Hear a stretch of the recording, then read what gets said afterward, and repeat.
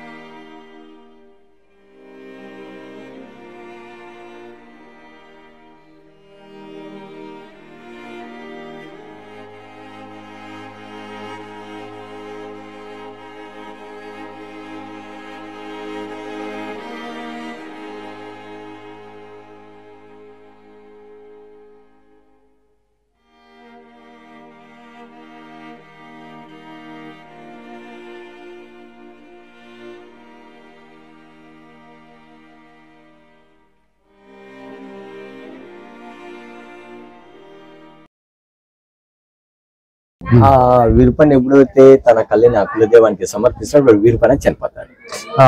అప్పుడు ఇది ఏమైంది, ఆగిపోయింది, వర్క్ కంప్లీట్ కాలేదు.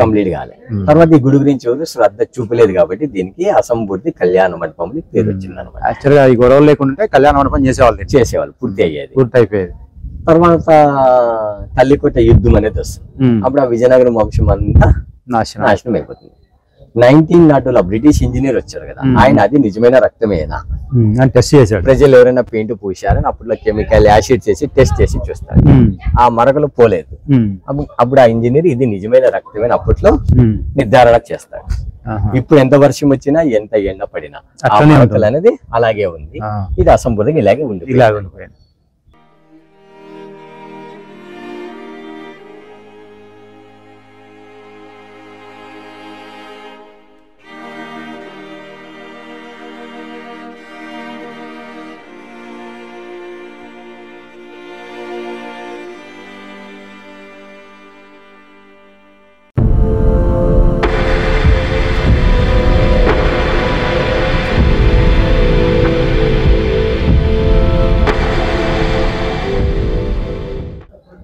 ఇవంతా పట్టు చీరల మీద వచ్చే డిజైన్స్, ఇవంతా రైట్ లేపాక్షి శారీస్ డిజైన్స్ అని పేరు వచ్చింది. అట్లా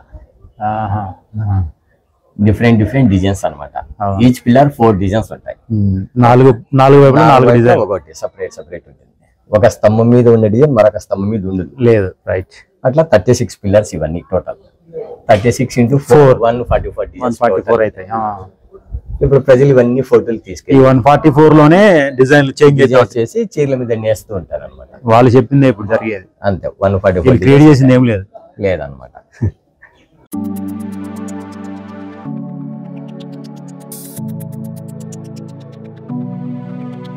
మూడు తలలు ఉంటాయి. 1 2 3. అవును. ఇవి రెండు క్లోజ్ చేస్తే ఇది చూస్తూ ఉంది. ఇవి రెండు క్లోజ్ చేస్తే గడ్డి మేస్తుంది.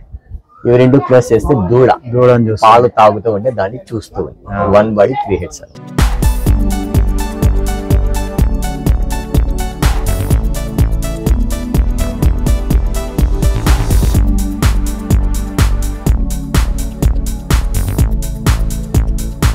ఈయన బ్రహ్మ, శివ పార్వతి పెళ్లికి పెద్ద.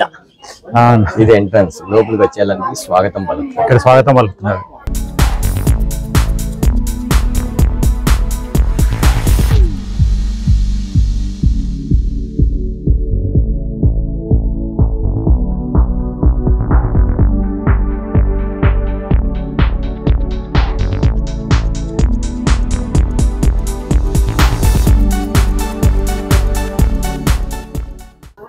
వీళ్ళంతా ఋషులు వెల్కమ్ చెప్తా ఉన్నారు. తల మీద కిరీటం అని రాజు ఋషి అంటాడు, కిరీటులని బ్రహ్మ ఋషి అంటాడు. వీళ్ళందరూ మంత్రాలు చెప్తూ స్వాగతం పలుకుతారు వచ్చేవాళ్ళందరికీ.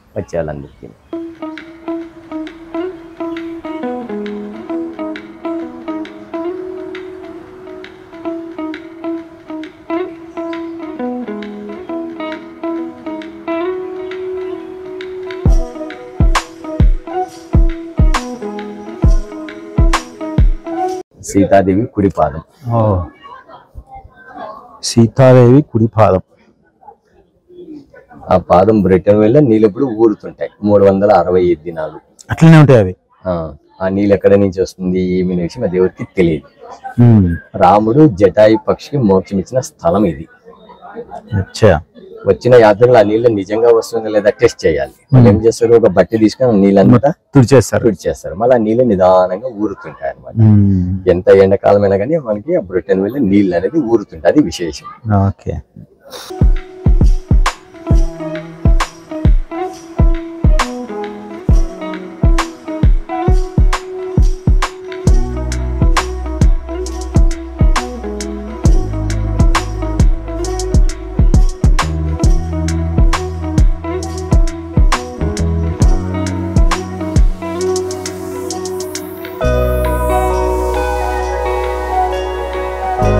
అవంతా సిలుపులు భోజనాలు చేసే ప్లేట్స్ ఇవి.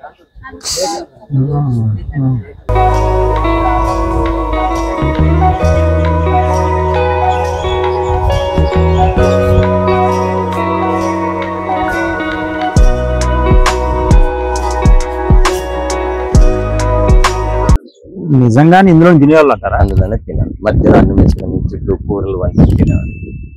మరి ఆ కాలంలో అంతే దూరంగా ఉంటాడు, వాళ్ళ కాలం తగ్గట్టుగా మనకి కడుక్కొని అందులోనే తినేవాళ్ళు. అందులోనే తినేవాళ్ళు. అందులో తినేదానికి మనకి బలం. స్టోన్స్ లో అంతా మినరల్స్ ఉంటాయి. రైట్. న్యాచురల్ ఫుడ్ అనమాట. అంత టెక్నాలజీ అదని ఇదని, స్టీల్ ప్లేట్లు, పింగాణి ప్లేట్లు, ఫైబర్. చదువులు ఎక్కువైపోతే టెక్నాలజీ ఎక్కువ పెరుగుతుంది, సాంప్రదాయం పాడైపోతుంది. కింద కూర్చోండ్రా అంటే ఇస్త్రీ బట్టలు మాసిపోతుంది అంటే డైనింగ్ టేబుల్ వచ్చింది. అట్లా ఇవన్నా ఇవి అవంతా పూర్వకాలంలో ప్రజలు వస్తే పనుకోవడానికి వసతి గృహ, సత్రాలు, ధర్మశాల, గెస్ట్ రూమ్స్. ఆ కాలంలో లాడ్జెస్ లేవు. యాత్రికులందరూ అక్కడే విశ్రాంతి తీసుకురావాలన్నమాట. చుట్టూ ఉన్నది కదండి అక్కడ వరకు. ఎంట్రన్స్ లో నుంచి ఇట్లా చుట్టూ దేవస్థానం చుట్టూరా.